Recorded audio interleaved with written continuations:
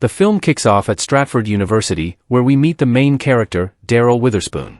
Darryl is the definition of a go-getter. He's not only leading a campus tour for prospective students, but also working his side hustle as a mailman.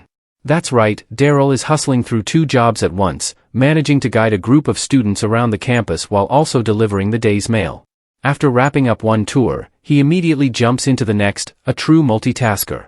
In the next scene, Darryl is catching some much-needed sleep in his dorm room, with the TV humming softly in the background.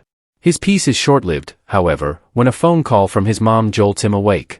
She's curious about his job prospects, and Darryl, ever optimistic, assures her that he's a top contender for a great position. But the truth?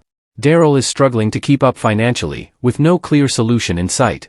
The stress mounts when the university's tuition office calls, demanding payment for his semester's fees. Darryl, who's dead broke, tries to avoid the situation by pretending that the person they're looking for, well, has passed away. Desperate times, desperate measures. With the pressure of looming bills, Darryl gets creative and starts hustling in every way he can think of to make some extra cash. First, he heads to a blood bank, donating as much blood as possible before he passes out from exhaustion. Still determined, he moves on to a sperm bank, but the experience leaves him just as drained.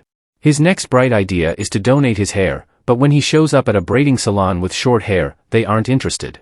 Not easily discouraged, he offers to donate something else, but this suggestion gets him swiftly kicked out. The next day, while grabbing a bite at the university cafeteria, Darryl runs into his classmate, Scott. They're both gunning for the same prestigious job, and it's clear there's some rivalry between them. They exchange playful insults, each trying to prove why they're the better candidate. As they banter, a stunning girl named Janice walks into the cafeteria, instantly grabbing Darryl's attention. He's smitten at first sight.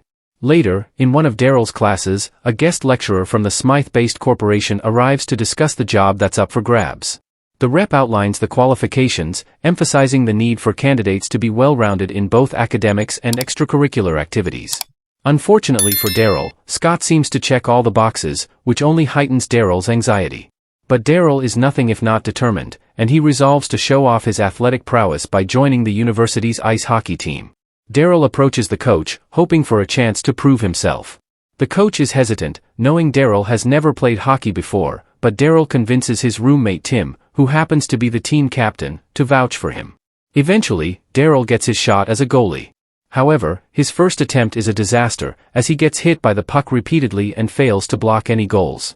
One day, while cleaning the campus, Darryl stumbles upon a pamphlet advertising a neuropsychology seminar. They're offering participants a chance to earn money by testing a new drug that enhances human senses. Seeing another opportunity to make quick cash, Darryl signs up. During the seminar, the drug's side effects are mentioned, causing most of the students to bolt, but Darryl, tired and broke, falls asleep instead. When he wakes up, the room is empty, and he's the only one left. Without fully understanding the risks, Darryl agrees to participate in the experiment, focusing only on the paycheck. Darryl is introduced to Dr. Thomas Whedon, the scientist overseeing the experiment. Dr. Whedon explains that the drug will be injected into Darryl's buttocks every night, and warns him about the potential side effects. Darryl, eager for the cash, brushes off the concerns and agrees to the regimen. Later that evening, Darryl heads to a fraternity party, hoping to make some new connections. He bumps into Janice again and, gathering up his courage, asks her out.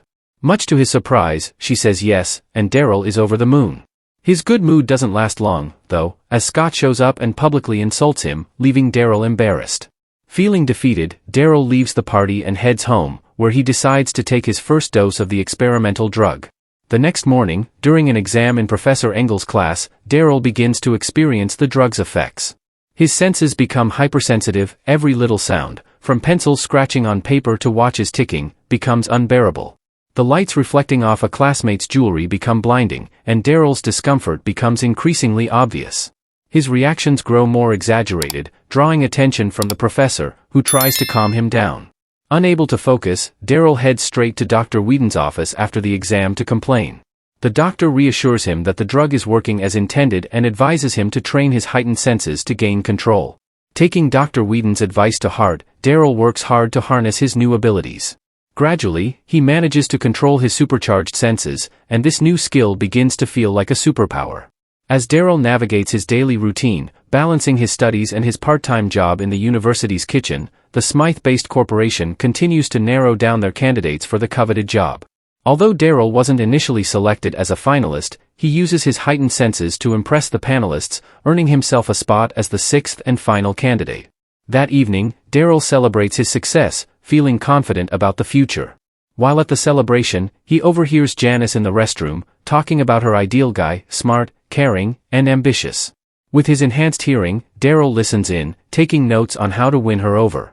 Armed with this information, Darryl charms her by guessing the perfume she's wearing, impressing her with his attentiveness. Janice is so taken by his insight that she invites him to dinner.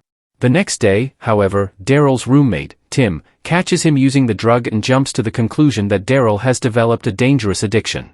He watches in disbelief as Darryl's newfound confidence transforms him into a star player on the hockey team, where he now excels, blocking goals with ease and earning admiration from his teammates, including Scott.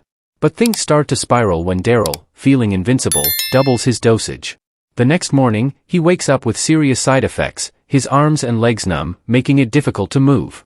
Tim, seeing his friend in distress, calls for help, but Darryl insists on seeing Dr. Whedon.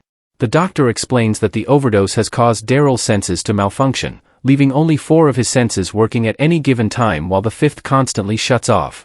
Despite this setback, Darryl presses forward. During a basketball game, Darryl's malfunctioning senses wreak havoc, he misinterprets basic social cues, his vision blurs, and his behavior becomes increasingly erratic. But by some stroke of luck, his strange antics amuse the special guest, Arlo Vickers, who seems entertained rather than put off.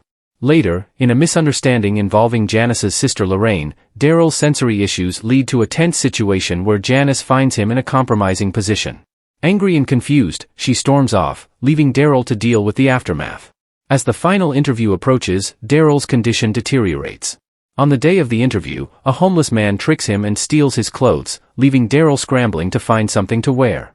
Arriving at the interview inappropriately dressed, Darryl experiences another bout of sensory overload, but this time, he realizes the drug has finally left his system.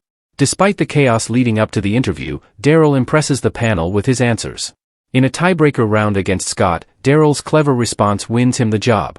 However, feeling guilty about his earlier use of the drug, he confesses everything to the panel. Tyson, impressed by Darryl's honesty, offers him a junior position instead. A year later, Darryl has settled into his role at the Smythe-based corporation. He and Janice are happily married, and the movie ends on a heartwarming note as the couple moves into their new home, ready to start the next chapter of their life.